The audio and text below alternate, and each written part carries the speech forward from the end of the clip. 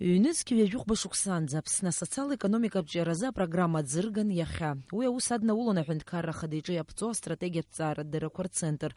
Апрограмма ӡыргара иалахәын Аԥсны ахада Рауль Ҳаџьымба, ажәлар реизара аиҳабы Валери Бганба, аиҳабыра, аҳәынҭқарратә усбарҭақәа русзуҩцәа, араионқәа рнапхгаҩцәа, Аԥсны иҟоу Урыстәыла ацҳаражәҳәаҩ Симеон Григорьев, арегионқәа рекономикатә интеграциа азҵаарақәа рзы Урыстәыла ахада иабжьгаҩ Сергей Глазиев. Апрограмма ӡыргара мҩаԥысуан аасааҭк инарзынаԥшуа. Уи аартын апленартә еилатәарала. Столь высокое представительство нашего форума не случайно.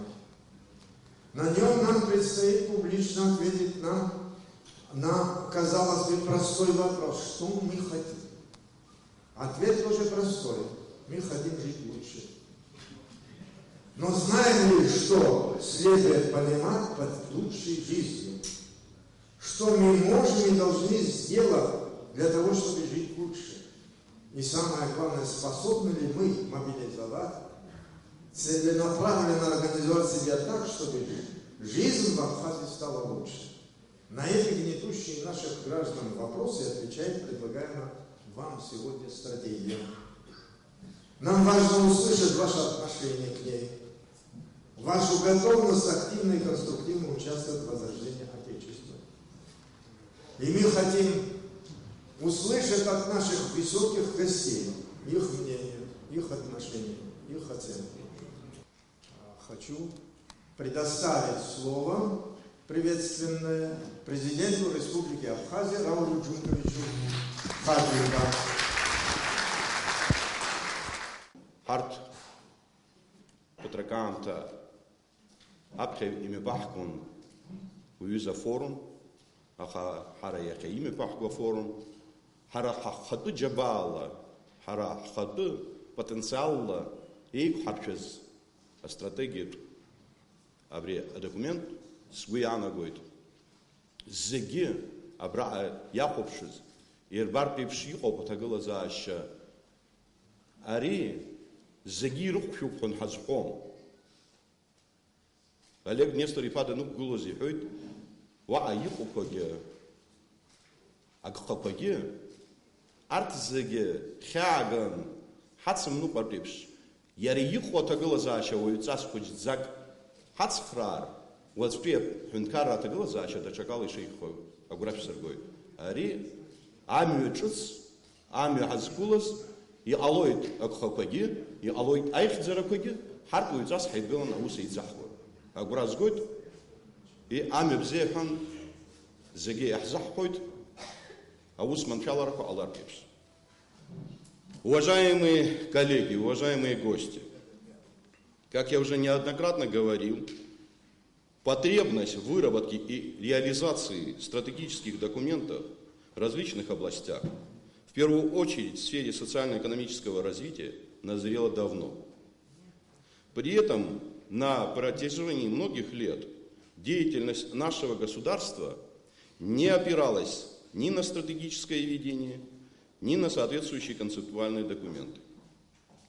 При этом совершенно очевидно, что политика долгосрочного социально-экономического развития нереализуема без качественного стратегического планирования. Невозможно постоянно заниматься латанием дыр, не видя более общие перспективы, не сформулировав целей и не имея проработанных путей их достижения. Некоторые из этих приоритетов и направлений мы уже обозначили. Это выход в течение нескольких лет на приемлемый уровень самофинансирования, максимальное задействование скрытых внутренних резервов. Речь идет о фискальной политике, улучшении администрирования платежей, а также об оптимизации государственных расходов. Это укрепление институтов финансовой и банковской систем, совершенствование бюджетной политики, в частности, переход на программно-целевой метод планирования бюджетных расходов. Это развитие реального сектора экономики, формирование устойчивого класса предпринимателей и поддержка бизнеса через использование инструментов кредитной политики, развитие внутреннего и внешнего инвестирования, как государственного, так и частного. Это создание благоприятной институциональной среды, краеугольным камнем которой должен стать важнейший принцип верховенства закона. Ни от одного стратегического документа нельзя требовать исчерпывающих ответов на все вопросы. Но чтобы приступить к развитию, нужно в первую очередь знать свой потенциал, плюсы и минусы, преимущества и недостатки. На этой основе и должны строиться наши дальнейшие действия, связанные с развитием реальной экономики и повышением уровня жизни граждан. Поэтому очень хорошо, что в представляемой стратегии большое внимание уделено оценке экономического потенциала нашей страны. Стратегия – это не священное писание, не набор догм и неизменных постулатов. Мы должны быть готовы к гибкости и необходимости внесения корректировок не только в вопросы тактического характера, но и в концептуальные моменты. Более того, не сомневаюсь, что такие изменения нам вносить придется, учитывая сложную динамику и характер внешних факторов, а также слабость культуры планирования в нашей стране. Рассчитываю, что разработчики стратегии представят в скором времени планы действий по различным отраслям экономики, соответствующие дорожные карты, необходимые для практической реализации выработанных предложений.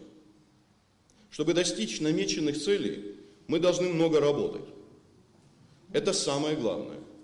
Но у нас ничего не получится, если мы не объединимся, не в порыве искусственного единодушия, а на основе созидательной повестки дня. Эту повестку мы должны сформировать в ближайшее время. Ее составной частью станут и те задачи и приоритеты социально-экономического развития, которые сформулированы в представляемой сегодня стратегии, содержащиеся в предложениях различных общественных и политических сил страны, разработанные такими научными центрами, как наш Институт стратегических исследований, как Абхазский государственный университет. Все, что полезно и необходимо для общенационального развития, должно учитываться и использоваться. И, несомненно, это принесет нам пользу. Поэтому давайте начнем строить прочный фундамент нашего будущего общими усилиями. Уверен, все вместе мы это будущее построим. И в заключение хотел бы сказать, я видел отношение людей к этой стратегии на тот период, когда этот документ обсуждался еще внизу, в наших деревнях, селах, администрациях районов и городов. В начальном этапе возможность понять все терминологические моменты, которые присутствуют в этой стратегии, наверное, было бы неправильно, чтобы это было бы ожидаемо для наших людей. Но затем в последующем мы видели, как активно включались даже простые люди, потому что это касается их завтрашнего дня, возможности жить лучше. И все то, что сделано сегодня в этом документе, я несомненно верю в то, что принесет пользу. Будут соответствующие изменения в последующем, будут вноситься корректировки, но все зависит от нас с вами, как я уже сказал выше, от нашей работы с вами. Спасибо вам и спасибо тем, кто работал над этим документом, и спасибо нашим гостям, которые сегодня примут активное участие в обсуждении этого документа. В целом, я уже говорил с Сергеем Юрьевичем, для нас ваши выводы очень важны. Спасибо. Успехов. Уважаемый президент, уважаемые коллеги, я приветствую участников представительного форума, посвященного презентации стратегии социально-экономического развития Абхазии. О значении этой стратегии было подробно и содержательно сказано Раулем Джумковичем. Уверен, что сегодня мы услышим еще многочисленные оценки этого важнейшего документа. Сейчас хочу сказать, что в России и в Абхазии всегда придавали большое значение созданию такой программы, такой стратегии. Соответствующий раздел Соответствующее поручение содержалось еще в первом комплексном плане социально-экономического содействия России и Абхазии 2010 года. По разным объективным и субъективным причинам тогда довести до логического завершения этот процесс не удалось. Замечательно, что сегодня мы видим этот документ в завершенном, в консолидированном виде, и заслуживает особой оценки то, что основную роль в его подготовке сыграла рабочая группа при Центре стратегических исследований при президенте Абхазии во главе с Олегом Несторовичем Домения, при привлечении лучших специалистов из Абхазии и Российской Федерации. Трудно переоценить значение этой стратегии для двустороннего российско-абхазского сотрудничества, которое сейчас выходит на новый этап. Этот этап предопределен подписанным год назад договором о союзничестве и стратегическом партнерстве. Стратегия, которая презентуется сегодня, является документом, который логично дополняет и является хорошей основой для работы по реализации этого договора. Хочу также еще отметить, что стратегия является очень важной в плане развития межрегиональных связей, связей между субъектами Российской Федерации и Абхазии. Сейчас этот процесс тоже набирает новую силу, новое качество.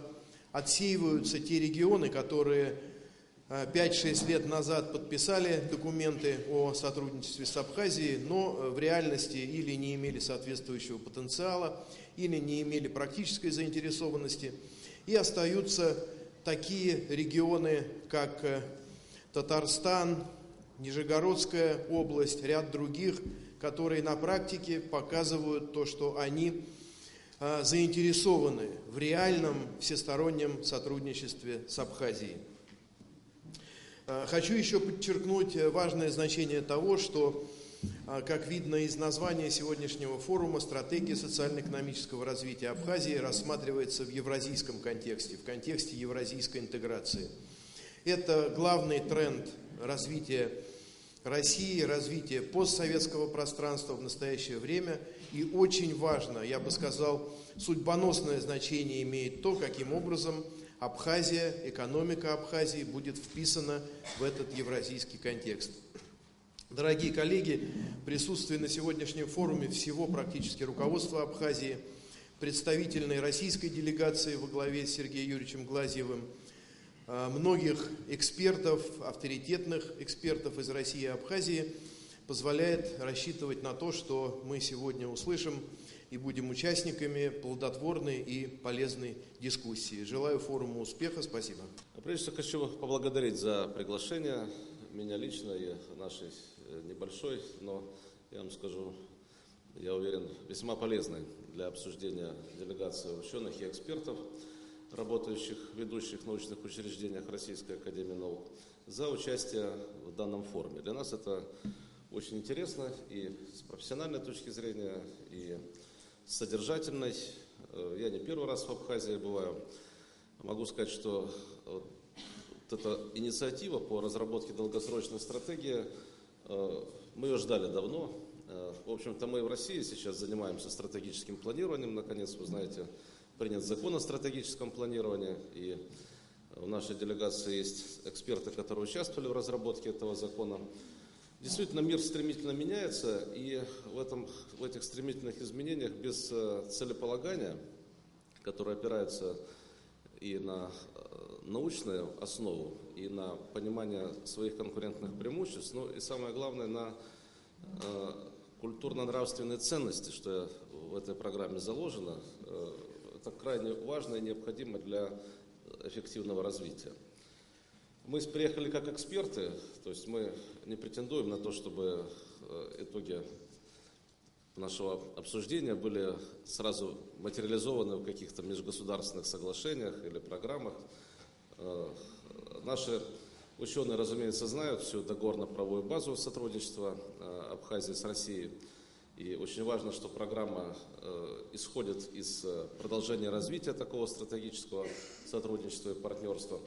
Вместе с тем, вот наша роль, как мне кажется, на сегодняшнем мероприятии, это подумать вместе о том, как эффективно реализовать те цели и задачи, которые поставлены в программе. Я призываю своих коллег, я думаю, они будут выступать со своими точками зрения, подумать об экономических механизмах и о рекомендациях, которые впоследствии можно было бы уже обсудить и в формате межгосударственных отношений. Что я желаю всем успехов. Это, я думаю, не мероприятие, это начало совместной работы. А вот основные вызовы и наши ответы на них. Из этих вызовов я хотел бы отметить кризис, в котором мы находимся уже не один десяток лет. Он начался буквально в конце 80-х годов при распаде СССР, и этот кризис продолжается по настоящее время. В этих условиях основная задача, которая стоит перед нами, состоит в выходе из этого кризиса. Выход мы видим в долгосрочном планировании развития республики. Пожалуйста, следующий слайд.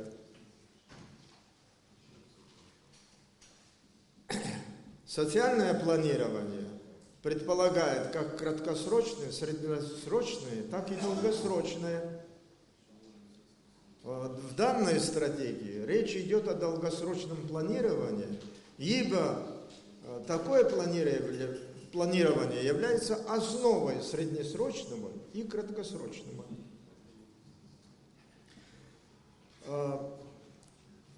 Само стратегическое планирование необходимо предполагает все вот эти факторы, но главным из них, на наш взгляд, является стратегическая цель, которую преследует общество. Пожалуйста, следующий слайд. А вот она, эта стратегическая цель, она сформулирована нами вот таким образом. И, значит, я не буду, наверное, зачитывать, видимо, вы можете читать. Видно, если вы прочли, я хочу отметить следующее.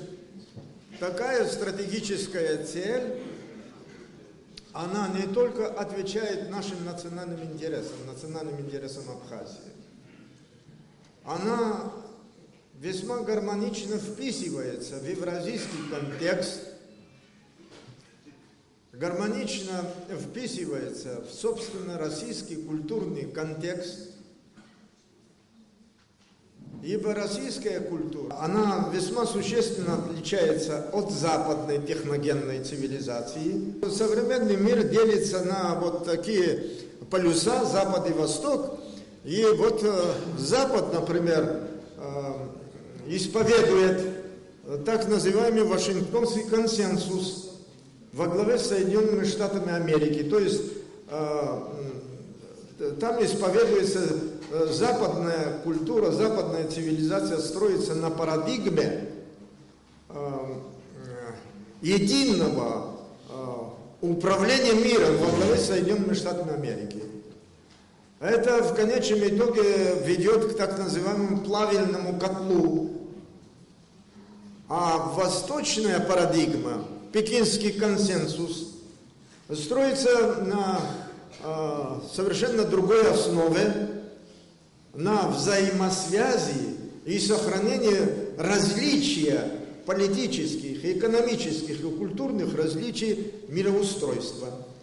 Это вполне соответствует нашим желаниям, нашим интересам, интересам Евразийского региона и интересам России. По состоянию на август 2015 года Министерством юстиции Абхазии зарегистрировано 173 компании со 100% российским капиталом и 391 совместно абхазско-российских предприятий с участием инвесторов из разных регионов России, функционирующих в сфере туризма, связи, топливно-энергетического сектора, перерабатывающей промышленности, строительства и так далее. Абхазия рассматривает российские инвестиции в качестве основного фактора модернизации производственной и социальной инфраструктуры, внедрения новой техники и технологий, освоения передовых методов управления производством, увеличения конкурентоспособности национальной продукции на зарубежных рынках. В этом плане особый смысл имеет соглашение между правительствами России и Абхазии о поощрении и взаимной защите инвестиций, которые способствуют развитию инвестиционной активности в Абхазии и стимулируют приток капитала в реальный сектор экономики. Вышеизложенное дает основание заключить, что ныне между Абхазией и Россией складываются взаимовыгодные отношения в различных областях социально-экономической сферы. Однако в этих взаимоотношениях существует много резервов, которые способствуют дальнейшей модернизации внешнеэкономического сотрудничества и становлению в будущем интегрированной экономической системы, в особенности между Абхазией и южными субъектами Российской Федерации, входящими в Южный федеральный округ и Северо-Кавказский федеральный округ. Данному процессу содействуют следующие факторы. Во-первых, это территориальная близость Абхазии и южных регионов России способствует активному сотрудничеству их предпринимательских структур. Во-вторых, наличие железнодорожной, автомобильной и морской путей сообщения и их высокая пропускная способность содействует активизации межрегионального сотрудничества в области логистики. В-третьих, обладая развитой транспортной сетью, Абхазия и южные регионы России в перспективе могут стать крупными транзитными коридорами в развитии международных экономических связей стран Европы и Азии. В-четвертых, развитие энергетических систем Абхазии и России может содействовать снижению материальных и финансовых издержек производства энергетических систем. В-пятых, регион Черноморского побережья Кавказа, Сочи-Сухум, является взаимодействующей курортно-туристической территорией, которая усилиями властями России и Абхазии может превратиться в единый туристический кластер, способный в наибольшей степени содействовать становлению и развитию экономической интеграции Абхазии и южными регионами России.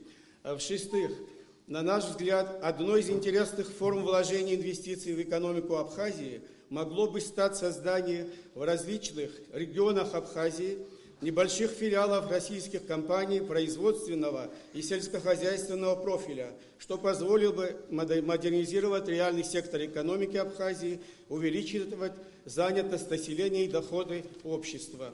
Основные направления совершенствования экономического сотрудничества между Абхазией и Россией, которые нашли отражение в презентуемой сегодня стратегии, следующие. Это решение проблем, связанных с формированием в будущем зон свободной торговли. Второе. Гармонизация налоговых и таможенных систем, позволяющих преодолеть двойное налогообложение доходов предпринимателей, осуществляющих свою деятельность в обоих странах. В-третьих, содействие свободному движению капиталов, товаров и услуг. В-четвертых, сотрудничество в финансово-кредитной системе и другие. И последний тезис. Договор о союзничестве и стратегическом партнерстве при последовательной реализации заложенных в нем условий закрепляет, как отметил президент Абхазии Хаджимбарау Джумкович при его подписании, обновленный формат отношений между Абхазией и Россией, формирующий условия для подключения Абхазии к единому таможенному пространству России, Беларуси и Казахстана, а также возможность в перспективе полноценного участия Абхазии в интеграционных процессах на евразийском пространстве. Однако для этого необходимо подтянуться к требованиям структурным, институциональным, нормативным, административным, предъявляемым к странам, претендующим на участие в таких объединениях. Но перспектива подключения к Евразии и другим интеграционным проектам с участием России – хороший стимул для Республики Абхазия. По нашему мнению, на реализацию данных требований нацелена и предлагаемая стратегия развития Абхазии. Благодарю за внимание. Несмотря на значительные финансовые вливания, Экономика наша продолжает оставаться в стихии серьезного кризиса, и темпы роста основных социально-экономических показателей резко снизились. Почему происходили такие факторы и какие факторы разгоняют сегодня кризисные процессы? Вот на это я хотела бы обратить ваше внимание коротко. Первый фактор вы видите, это структурные перекосы, которые имеют место в нашей экономике. Проявляются они в том, что отраслевая структура ВВП ухудшалась. Почти 50% ВВП генерируют нам только две отрасли, это строительство и торговля. Органы управления, вытеснив сельское хозяйство, стали занимать третью позицию. Что касается инвестиций в основной капитал, тоже вы видите, что они, к сожалению, не смогли такого ожидаемого импульса придать нашей экономике, хотя сумма почти 21 миллиардов рублей, но выполнили они несвойственную инвестициям, так скажем, парадоксальную функцию. Парадокс заключается в том, что в первый год инвестирования наша экономика еще демонстрировала прибыль в размере 1,3 миллиарда рублей. А при завершении этого периода мы в минусе, и убыток с точностью до наоборот – 1,4 миллиарда рублей. Структурные изменения, которые происходили стихийно и в отрыве от инвестиционной политики, привели к тому, что локомотивы абхазской экономики – это сельское хозяйство и туризм, двигаясь по инерции, оказались на запасном пути. И это еще мягко сказано. Второй фактор, который усиливает наши кризисные процессы, это, вы видите опять на слайде, серьезные диспропорции, которые, к сожалению, носят уже хронический характер и проявляются и в отраслевом, и в территориальном развитии. Уровень жизни. Каждый третий, по данным нашего опроса, относится к категории бедных. Сильная зависимость госбюджета страны от внешних трансферов, высокая доля импортозависимости. А такой сектор, как государственный, можно сказать, оказался в ловушке. Здесь ее доля ВВП всего 17%, почти в 2 раза меньше, чем среднемировые. Все предприятия, госкомпании, РУПы почти убыточны, но здесь занято почти 73% от всех, кто занят в экономике нашей республики. Что касается неравномерного развития районов, начиная от Сухума, вся Восточная Абхазия, которая представлена 5 территориальными административными районами, занимает 72% нашей площади нашей страны. Здесь проживает 42% населения Абхазии, но вклад скромный, незначительный, всего 9% их доля в валовом объеме производства. Третий фактор – это коррупция и теневая экономика. Это не только проблема, это мы сравниваем с такой вот язвой, которая съедает нашу экономическую систему изнутри. Ее доля по подсчетам специалистов 53% от ВВП. И она настолько очевидна, что социальный опрос подтвердил, и опрошенные на первое место ставят именно коррупционные действия чиновников как фактор, который препятствует развитию нашей экономики. В 2011 году так ответили 26%, в 2014 году 32% опрошенных. Определив, в какой сложной точке отсчета мы оказались, понимая исходные реалии, была сформулирована та стратегическая цель и модель, которую сегодня Олег Несторович вам доложил. На базе этой модели, вы видите, мы выделили приоритетные направления, основные задачи и конкретные механизмы их реализации. То есть перечень мероприятий, имеется в виду механизмов реализации, были сгруппированы по 6 видам. Это правовые механизмы, организационно-управленческие, финансово-экономические, научно-методические, кадровые и информационные. Такой концептуальный подход заложен по всей национальной экономике, когда стратегию определяли, И точно так же по такому вектору определены стратегии по каждой отрасли нашей республики и территориальных образований. Преимущество здесь заключается в том, что, перейдя грань стратегии, мы оказались в пространстве среднесрочных программ. Остается в дальнейшем детализировать вот эти механизмы и перевести, так скажем, условно на язык математики. Приоритетные направления экономической политики вы сейчас видите на слайде. В стратегии предлагается мобилизовать все ресурсы, не распыляться, а сосредоточиться вот на этих указанных 4, скажем, основных направлениях, которые создают реальную предпосылку для преодоления кризиса. Я просил бы аудиторию не представлять, что мы занимаемся самобичеванием. Те экскурсы, которые были здесь с вами услышаны в нашу экономику, свидетельствуют о том, что да, действительно очень тяжело, очень неприглядно выглядят эти цифры. Но мы как раз таки хотим, чтобы все это было открыто, чтобы найти пути решения этих сложных задач, и тогда у нас все получится. На самом деле, представленная картина экономической ситуации Абхазии, она объективна, но в то же время темпы экономического развития резко снижались. Но в этом году, в текущем году, несмотря на объективные обстоятельства, нам все-таки удалось добиться определенных результатов.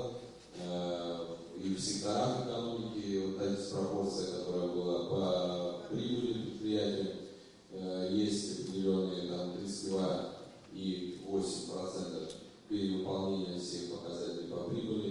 Это основные сектора: промышленность, сфера услуг, курорт и туризм. Вот, это и сезон туристический показал.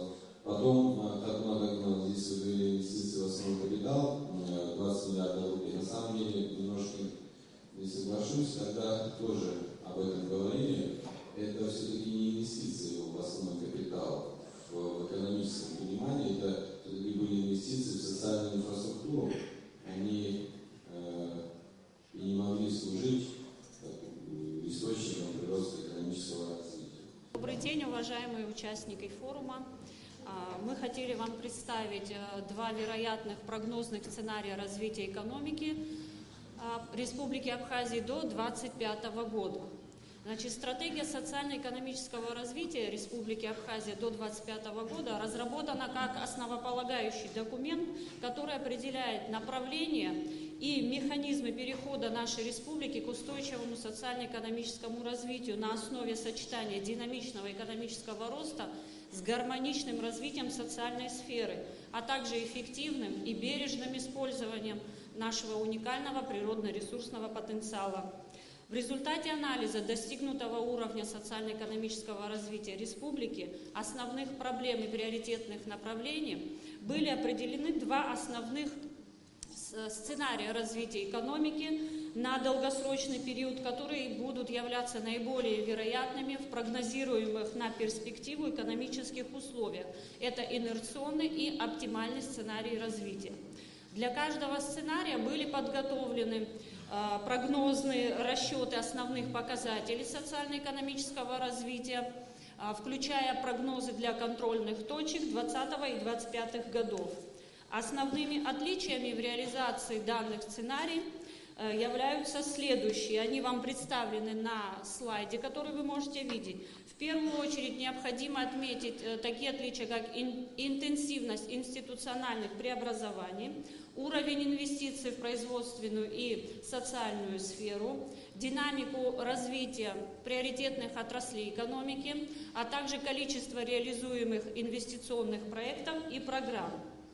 Необходимо отметить, уже было выше сказано о существующих в экономике нашей страны макротенденций снижения экономической динамики. Также целый ряд действует значимых барьеров и ограничений, которые вы можете видеть на следующем слайде, и они были учтены при разработке сценариев развития нашей страны. Среди них мне хотелось бы выделить следующее. Это сложная демографическая ситуация, дефицит капитала в финансовой системе республики, дотационность бюджета, слабо диверсифицированная экономика, отраслевая структура нашей экономики, ориентированность на производство продукции с низкой добавленной стоимостью, а также рост импорта и низкий производственный потенциал и высокая степень износа производственных фондов, а также и проблемы кадрового обеспечения. Важной составляющей механизма реализации стратегии является проведение систематического мониторинга ее реализации, предусматривающего оценку эффективности достижения поставленных целей посредством системы целевых индикаторов. Процесс мониторинга включает определение ответственных исполнителей и сроков, сбор и обработку информации, определение целевых показателей и индикаторов социально-экономического развития республики и сравнение с ожидаемыми результатами стратегии, подготовку и утверждение ежегодного отчета о реализации стратегии и корректировку стратегии с учетом изменения внешних и внутренних условий развития республики.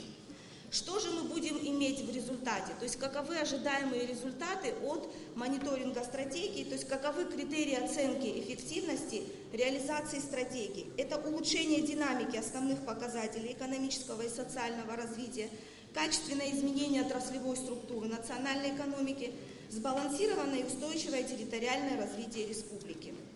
Важное место в управлении реализацией стратегии занимает ее организационное обеспечение.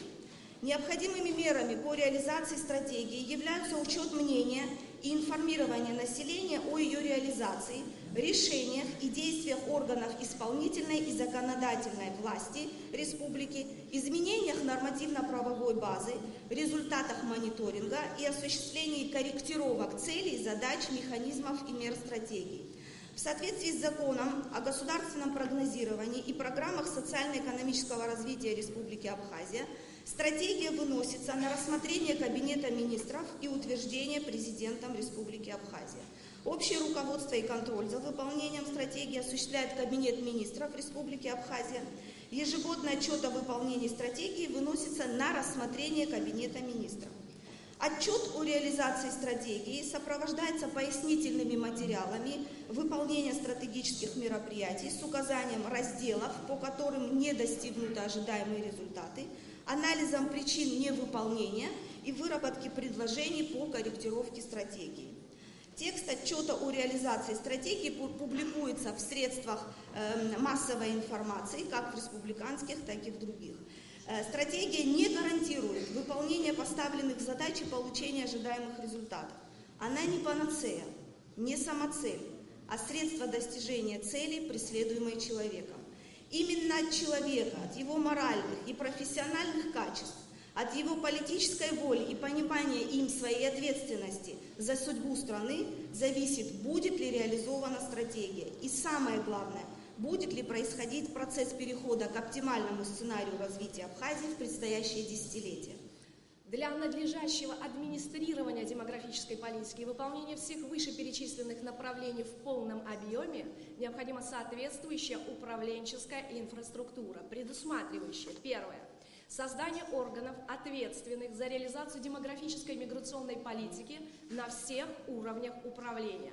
Второе – создание Совета по демографической и миграционной политике при президенте страны, Советов по демографической и миграционной политике при главах районных администраций. Третье – создание Государственного фонда демографии Республики Абхазия.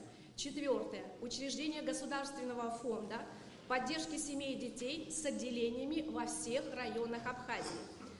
Пятое – использование основных демографических показателей: рождаемость, смертность, естественный прирост, продолжительность жизни в качестве критериев успешной деятельности, проведения и реализации на деле экономической стратегии, а также эффективной работы местных органов власти по развитию человеческого потенциала. И, наконец, последнее. Организация системы независимой социальной экспертизы для оценки регулирующего воздействия всех проводимых в стране мероприятий на положение семьи и детей. Финансово-экономические механизмы. Первое – увеличение единовременного пособия при рождении ребенка, так называемый бэби-бонус. Второе – введение ежемесячного пособия на ребенка до достижения уровня возраста совершеннолетия. Третье – увеличение пособия по уходу за ребенком. Увеличение налоговых льгот и выплат для многодетных родителей не ниже прожиточного минимума одного ребенка. Пятое. Разработка государственной программы материального стимулирования рождения третьего и последующих детей. Шестое. Обеспечение финансирования программ демографического развития как за счет бюджетных, так и внебюджетных источников. И, наконец, последнее. Привлечение бизнес-сообщества, негосударственного сектора, общественных и благотворительных организаций, наконец, зарубежной диаспоры для консолидации усилий, направленных на финансирование крупномасштабных, доказывающих свою эффективность проектов демографического развития. Выполнение задач демографической политики позволит к концу прогнозного периода. Первое. Увеличить численность населения страны на 6632 человека или на 2,7%, увеличить уровень рождаемости до 9,5 промиллей, снизить уровень смертности до 5,8 промиллей, снизить уровень младенческой смертности, увеличить естественный прирост до 3,7% и, наконец, оптимизировать миграционный прирост, а также изменить полувозрастную структуру населения следующим образом. Доля населения в возрасте моложе трудоспособного составит 14,44%, доля населения в возрасте старше трудоспособного 26,8%, тогда как удельный вес населения в трудоспособном возрасте составит 55,76%. Спасибо за внимание. Написать стратегию, конечно, было нам нелегко, но трудно было нам вообще и вот в какой форме предложить вашему вниманию эту стратегию. Трудно было определить вообще какие доклады, на какие темы, что более важно, что менее важно и так далее. Вот из степени важности мы исходили, когда и определяли докладчиков. И при этом я хочу предупредить зал, нашу аудиторию, в том, что мы всю эту стратегию вряд ли нам удастся сегодня изложить здесь. Часть вот в этих выступлениях прозвучала, часть презентационных вариантов стратегии изложена. Но, конечно, наиболее полно изложено в самом отчете вот этой стратегии. К этому отчету у нас есть большое количество материалов, приложения, анализ опросов населения, опросов глав администрации района. Многие из них, они здесь присутствуют, которые нам отвечали, которые нам помогают. Хочу сказать, что в какой-то степени презентация стратегии в какой-то степени все-таки не завершена, она на каком-то этапе сейчас находится. Когда я прочитал первый вариант, я написал следующее. В обсуждаемой сегодня стратегии социально-экономического развития Республики Абхазия до 2025 данной теме, а именно продовольственной проблеме, продовольственная безопасность России и Абхазии, Абхазии и России общее особенное. Я вот так назвал свое короткое выступление, но это будет касаться не только наших государств, это будет касаться общей продовольственной проблемы, которая в 2015 году обещали, еще в Риме в 1996 году обещали, что к 2015 году уровень голодающих, количество голодающих будет сокращено в 2 раза, а именно определяли цифру 800 миллионов до 400 миллионов, и тогда это я читал с возмущением, как будто остальные 400 миллионов не хотят есть. Тем не менее, это очень серьезная проблема, общемировая, глобальная, и эта проблема будет касаться Россию, всех стран, которые входят в нынешние интеграции, и в том числе Абхазию также. И с учетом этой позиции я хотел бы порекомендовать в начале, потом в конце никогда не хватает времени, разработчикам, во-первых, сказать большое спасибо разработчикам, великолепно выполненная работа. Я надеюсь, что при других равных условиях нормативную базу которую вы будете прорабатывать далее, когда вы будете готовить государственные программы отраслевые, в том числе по сельскому хозяйству, за что я очень сильно болею. Хотелось бы, чтобы вы использовали возможности, а они есть, эти возможности, эти научные монографии можно найти. Первым не потому, что Сергей Юрьевич здесь сидит, а первым я предлагаю его монографию от 2011 года «Уроки очередной российской революции. Крах либеральной утопии. Шанс на экономическое чудо». Если данная работа будет учтена в ваших программных документах, поверьте, от этого ваши программные документы только усилятся. Далее, Абалкин Леонид Иванович «Незабвенный. Поиск самоопределения. Москва. Наука. 2005». Далее, просто напрашивается перспективы развития экономики России, прогноз до 2030 года под редакцией Вантера, Институт прогнозирования РАН. Великолепно впишется во все дела, которые здесь мы слышали, и я думаю, что при других равных условиях ваши дальнейшие нормативные документы будут только усилены. Здесь есть еще ряд других отечественных, но о зарубежных я лучше скажу. Значит, есть такой Джефф Малган «Искусство государственной стратегии». И любезно перевели в Институте Гайдара 2011 года «Мобилизация власти и знания во имя всеобщего блага».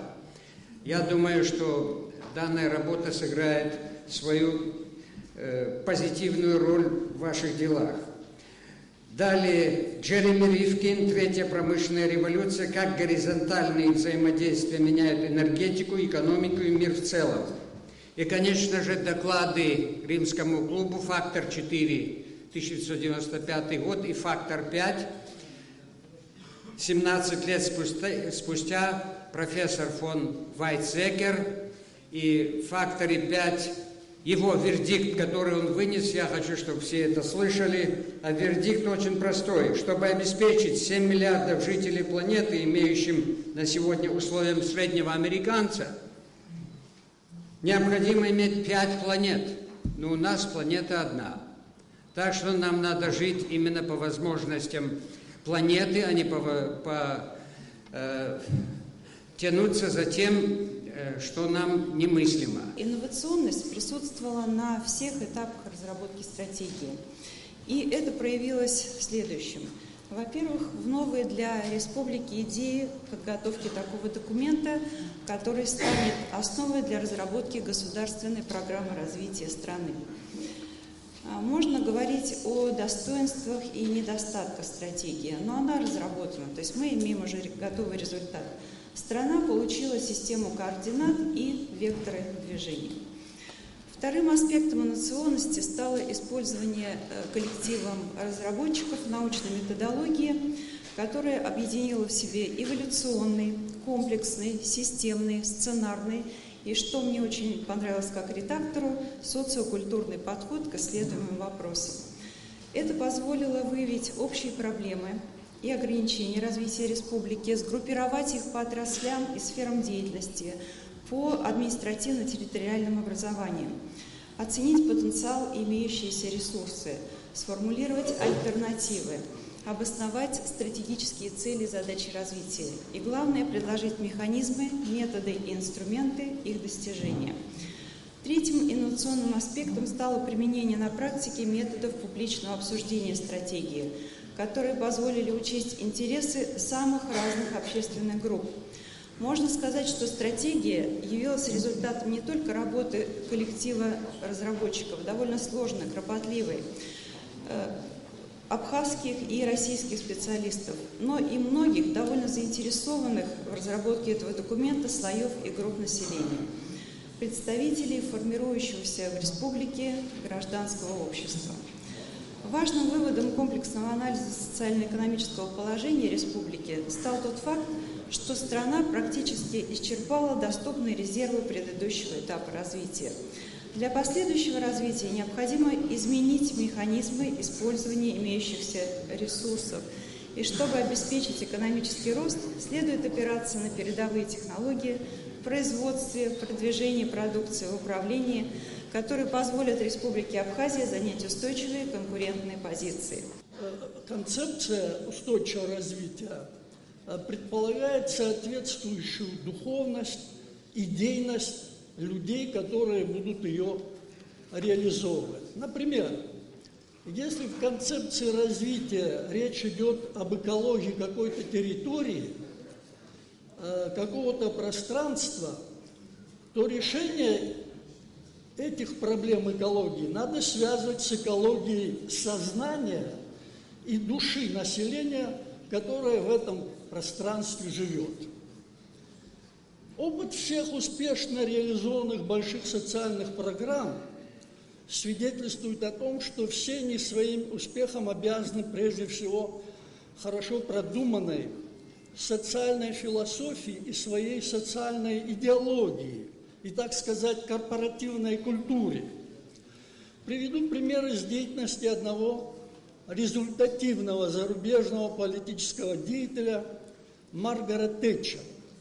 Мы знаем, что она не любила Россию, она вообще мало кого любила, но что она была талантливым лидером, у которого можно поучиться, это несомненно. В прошлом году у нас в России вышла ее автобиография, которая, на мой взгляд, может быть настольной книгой политика. Когда она стала лидером оппозиции и сформировала теневой кабинет, ей надо было выступить с экономической программой. Она пишет: «Я сказала своим спичрайтерам, что не собираюсь выступать просто с экономической речью. Экономика вышла из строя, потому что что-то еще вышло из строя с точки зрения духовности и философии. Экономический кризис был следствием духовного кризиса нации. Но когда я объяснила Крису Паттену и другим сотрудникам из исследовательского отдела, какого рода черновик я хочу, я почувствовала, что они просто не понимают основной идеи, которую я хочу донести». Конец цитаты. Удивительно, что это говорит очень большой прагматик. Тэтчер прекрасно понимала основную идею и потому стала на многие годы непререкаемым лидером великой державы. В вашей концепции есть глубокие разделы, посвященные абхазской ментальности, духовности. Очень важно, чтобы они сформировали культурологическую ауру этой стратегии. Самое опасное, если вы начнете рассуждать и действовать по принципу: сейчас денег мало, решим проблемы экономики, потом возьмемся за культуру. Мы в России это уже проходили, и это дорого нам обошлось. Идейно-духовная, культурная составляющая стратегии, ее социально-экономическая сторона должны существовать и функционировать как единое целое. Тогда стратегия может стать национальной идеей вашего государства и народа. Что касается вашей стратегии, вот эти моменты, я буду считать, чтобы продолжить работу, что это экономическая модель, которую должным образом нам трансформировать в конституционную модель, если хотите, но за пределами Конституции. Не надо ломать Конституцию. Так же, как и в России. В России есть вот Добрынин школа, Севастьянов школа, которые в корне хотят... Сулакшин 240 статей Конституцию написал, а Конституция наполовину меньше России. Поэтому Абхазия должна вот в этом отношении стать полигоном для серьезных экспериментов конституционного порядка. И это не только для Абхазии, для России, для Адыгеи, для Карачаево-Черкесии. Потому что с точки зрения системы, не конституция Адыгеи, тем более экономика, социальная, не могут автономно сами по себе развиваться. Либо как по принципу дополнения, либо значит, по принципу как новой теории синергии, чтобы взаимопомощи. И небольшое по замечанию. Вот там вы прописали по транспорту восстановить транзитные функции железной дороги и так далее. Ну, авиационный транспорт, автомобильный. Абхазия, вот, ввиду того, что в России отсутствуют теплые порты, за исключением, Крым мы приобрели сейчас недавно, должна играть серьезную роль в этом вообще расширении транспортного потенциала России. Это раз. Поэтому вот эти мероприятия, которые прекратились, Карачаево-Черкесия, поближе к Гудауте, раз, потом Адыгея, Дагомыс, эти вещи, вот Сергеевич присутствует, они расширят потенциал. Для чего? Побережье от Тамани и до Абхазии вообще надо сохранить не только для вас, нас, вообще для всей России. Самое удачное сочетание жизненного цикла и природных циклов вот на нашей территории. Наши норильские ребята, магнитогорские, которые кислородное голодание, солнечное голодание, они не могут восстанавливать в течение недели. Им надо, как в советских, по 2 недели, поэтому мы это побережье должны сохранить с точки зрения рекреации. Вот что я хотел бы пожелать. Апленар пилапера невся усураятца на губкор джур терфа критагдзена форумяла хузыргуана гара корфе тиртит из злом хазаз цараква айхшала квакатуа форумяла хузырыдыркылет а резолюция. Элана лашрия лыксагуха саидагуха апсуа телехопшра.